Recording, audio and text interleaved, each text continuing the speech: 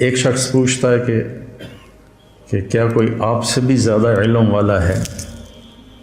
تو اس کے دو جواب مجھے یاد پڑتے ہیں. ایک میں کہ لا ادری، مجھے نہیں پتہ، اور ایک میں یاد پڑتا ہے کہ آپ نے کہا نہیں.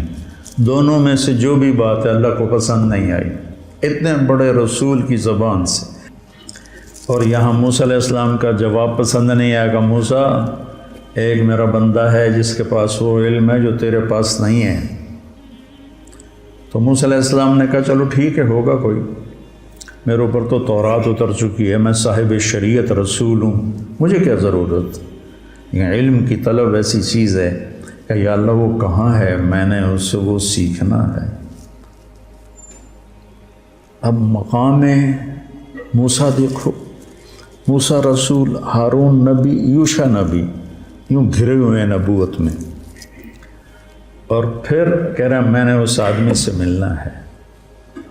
خضر علیہ السلام تکوینی نبی ہیں، نظام کائنات کو چلانے کے نبی ہیں، شریعت کے نبی نہیں ہیں، ان سے کم درجے کے ہیں. بعض تو کہتے ہیں کہ وہ نبی تھے ہی نہیں، لیکن یہ بات صحیح نہیں کہ کسی ولی کے الہام پر کسی کو قتل نہیں کیا جا سکتا. الہام پر کسی کو قتل نہیں کیا جا سکتا. وحی تھی جس پر انہوں نے بچے کو قتل کیا. یا اللہ میں نے جانا ہے. اللہ نے کہا اچھا چلو ایک مچھلی لے لے اور زیادہ راہ، جہاں وہ مچھلی پانی میں چلی جائے وہیں تیری جگہ ہے.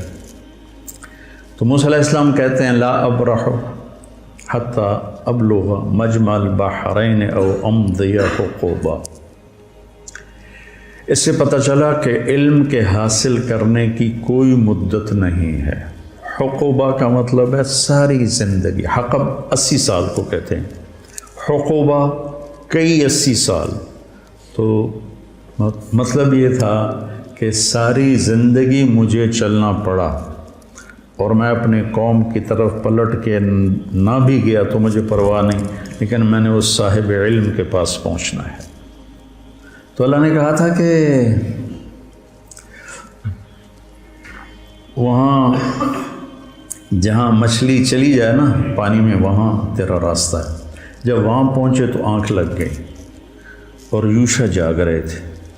تو انہوں نے وضو کیا تو پانی کے قطرے مچھلی پر پڑے تو وہ پھڑکی، بھونی ہوئی تھی، سمندر میں یا دریا میں جو بھی تھا اس میں گھس گئی اور وہ راستہ بن گیا.